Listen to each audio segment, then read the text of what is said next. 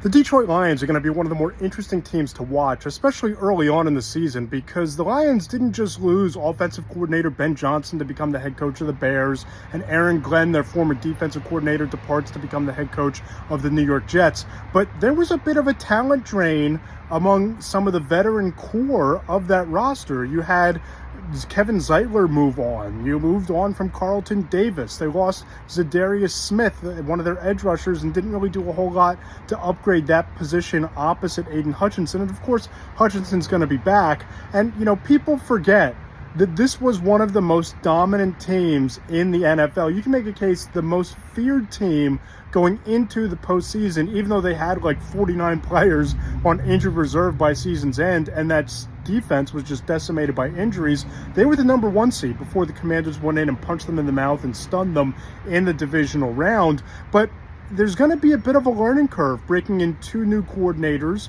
filling in some key gaps on that roster from the veterans who signed elsewhere over the course of the offseason. And it's not an easy start of the year for the Lions, who have two straight divisional games to open up against the Packers and Ben Johnson's Bears. Then you go to Baltimore in week 3.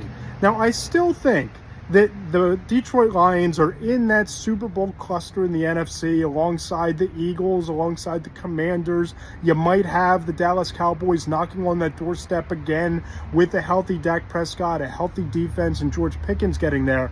But as we saw in Philadelphia a couple of years ago, when you're changing two coordinators, when you don't have that continuity, there can be a learning curve. And the Lions don't necessarily have a soft landing at the start of the year. So how the Lions start could really dictate what kind of year Detroit's going to have.